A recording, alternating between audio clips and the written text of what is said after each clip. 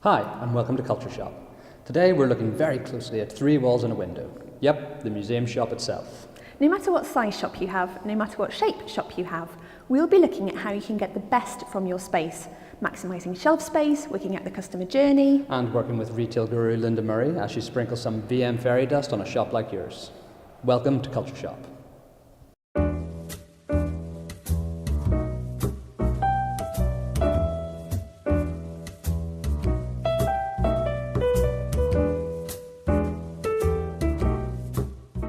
I definitely think that when you walk into a shop, you can feel if it's static. Even if you've never been there before, there's something in the atmosphere that you can just tell things haven't changed, nothing's moved, and it's all become a little bit neglected. So I don't like us for us to get complacent and allow that to happen. So even during the quiet times of the year when there's nothing specifically to shout about, we'll still always change things so that it feels fresh to a visitor who's either coming back or has never been before. They can sense that dynamic feel of the shop. We had a big print fair in Manchester. We got visitors to the print fair to design a bee flag, and we had that going all around the Manchester bee stuff. And because it was all children's designs, people would immediately go to it and say, "Oh my gosh, look at that!" And people would say who drew on a bee came back the next week to see it on display. And that worked so well because it got so many more people into the shop who then thought, "Oh, we're in here now. We should buy something," you know. I think we've forgotten to talk about our masterpiece of visual merchandising last year, haven't we? Yeah. Yeah. Come on, Vicky, tell us all about it. So last year when we had the Audrey Hepburn exhibition, we had quite a large focal piece.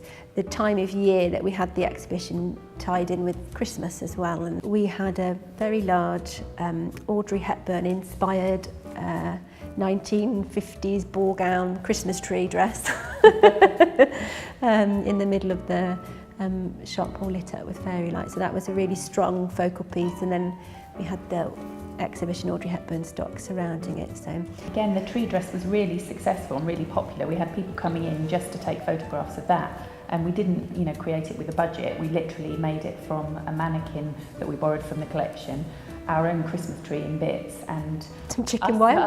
Some chicken wire, a pair of us and a colleague giving up a Sunday to do it, and it was, it was great fun, and it really, celebrated Audrey Hepburn, celebrated Christmas, and drew people in. It was a strong focal point for definite in the shop, and it was a talking point. Exactly. When people queue to buy tickets, they're queuing, just buy it. So it was quite a strong talking point. Yeah. So just having a normal Christmas tree this year is a bit of an anticlimax.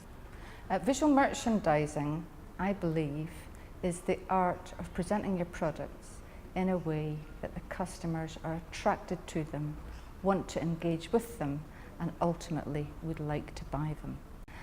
The art is in somebody's creativity and their ability to be able to use colour, shape, the sizes, the texture of products to make it look good.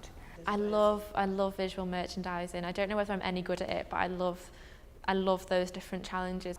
And again, with the suffragette display, we had a bright yellow table, which we weren't sure why anyone would have painted it bright yellow because it doesn't quite work. But we just got a massive piece of purple silk, which is obviously the colour of the suffragettes, and threw it over the table. So even though it doesn't necessarily fit in with the rest of the shop, you immediately want to go to it because it's so different from everything else. The science is understanding that in retail, you have to be able to make money, and you have to be able to produce a lovely display that the customers would like to be attracted to, want to touch, taste and engage with. Well, we can talk about that. I can tell you why this doesn't work. Okay. Here we are with Ashley and Burwood product, and this is Stone Glow. And this has all been put together very smartly, but I would say that doesn't work because it's a wall. I think you would be worried about touching it because it's just so perfect. So I always reckon that you should just do something that, yes, it's still neat, but it's not so perfect that nobody dares touch it. That's a sign that we had a quiet day yesterday, I would suggest. This works much better. New bespoke product, soap. Cleanliness is next to godliness. How can you go wrong? But this has got some life in the display. You've got some texture to it. So it attracts you into it. And if you take one away, it's not going to ruin the display. So I think that works much better. But one of the key things is that some people are very, very good at it, but there are some underlying principles that they're using. And what I've tried to do over the last few years is to identify what are those key principles. How do you use them to make your shop look better? And how do you apply them to make the products sell better? One of the key principles that I teach is how to segment your product range. Now, segmentation of a product range is something that you may be familiar with if you're part of the buying process. And it's basically making sure that your offer in the store is segmented into logical chunks. The way that I describe it, and to make it more memorable, I use worlds, continents, and countries. So in other words, you take the world of your museum shop and you divide it firstly into continents. And those continents could be ladies' gifts, men's gifts, children's gifts, or they could be venue-specific gifts, regional gifts, and children's gifts. You need to decide what those big chunks of space are first. But the key is that the customer can recognise, there's the children's area over there, there's the ladies' wear area here, or there's the museum gifts there, so they can get to their destination quickly and understand the product range. Within those product range then, you further subdivide that into countries. So in children's wear, those countries could be represented as books, toys, sweets. So you're then subdividing each of those categories again. Now, if you take your range plan and look at it, you'll probably find that the people doing the buying are actually already segmented those product ranges into those different categories and then into subcategories. So get hold of that buying plan, use that as the basis to plan your layout.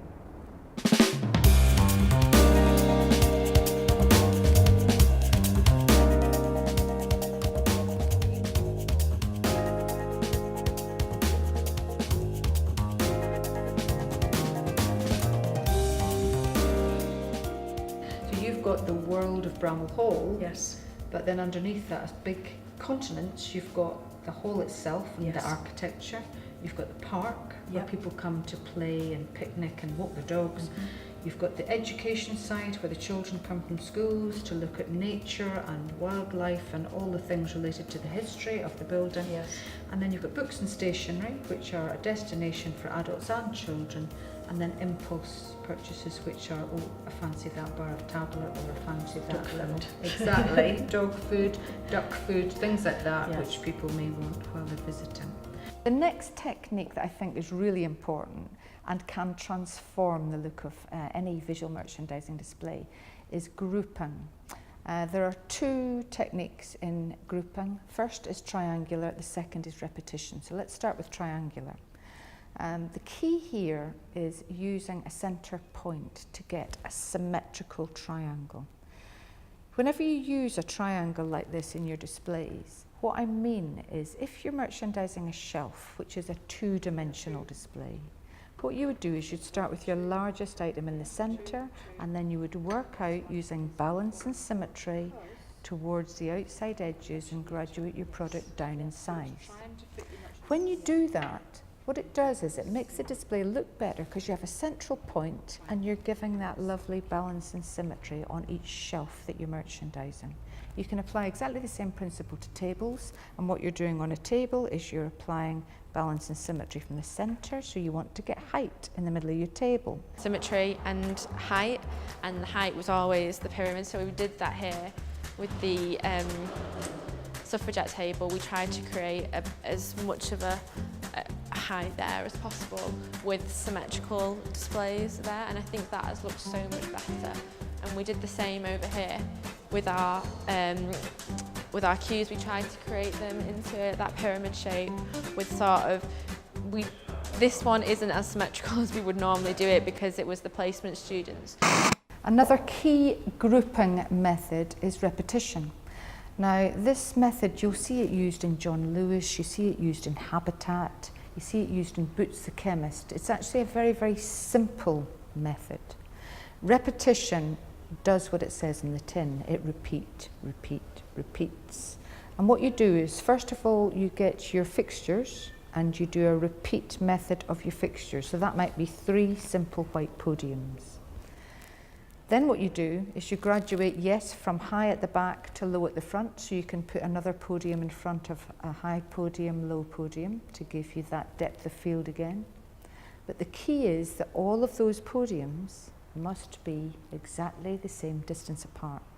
I use repetition whenever you've got ranges that are in multiple colours. So for example, if you've got 3 colours of merchandise, black, red and green, it's lovely to show the ranges. There's the red range in a lovely symmetrical order, there's the green range and there's the white range. What you can do within the merchandising then is to do repeat of the displays. The final technique that I wanted to talk to you about was using balance and symmetry. Now, we mentioned it briefly whenever we were talking about layouts, but it's critically important, I believe, whenever you're doing visual merchandising displays of product. The first thing with balance and symmetry is to find a center point. So we talked about triangles. It's a similar thing to finding that center point of the triangle. So if you've got a 4-foot shelf, find the center point, and that's where you put your biggest item. And then you work out mirror imaging products either side. Now the key thing is, this mirror image, yes, it could be exactly the same product that you put into the left and right of your center piece of product, but it doesn't have to be. So long as it takes up the same size of space, it's roughly the same volume of space that it's taking up, you can get that balanced and symmetrical effect on your shelf. If you think to all the best architecture in the world, all the best garden design in the world, think of the Taj Mahal, for example. Every single element of that building is perfectly mirror imaged and balanced on either side. That's what you're trying to achieve. Center point, and when you put something on the left, try and balance it by putting something on the right, and so on. I think it's partly maybe just having an eye for it, but I think it's so important. Everything is kind of got a nice balance to it, that products, products, linking products is really important, both in the context of the exhibition and the product range, but also in colour, and that you will see when you have a look at the shop that you might find themes of colour which weave through, and that the whole of the ranges really link together.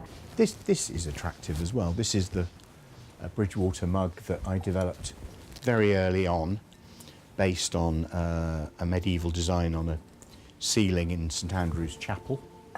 And the story is told, you're told about it with the sign, but then you've got other products from the same supplier, and then some related products too. So the relation is going from Bridgewater birds, more birds, birds on tins, again Bridgewater, but it flows, it's got some cohesion to it. It's not immaculate, but as I say, I think the trouble with the first display we looked at was that it was immaculate. The sign of a good display is a display that gets messed up because people are touching it. That whole thing about getting people to engage with the product that you've got is so important. Next time on CultureShop. It's all in the figures. We get down and dirty with some KPIs as we ask, is your shop profitable? And we'll be playing shop or museum. Shop or museum. It's tricky. See you then. Museum. Shop. See you then.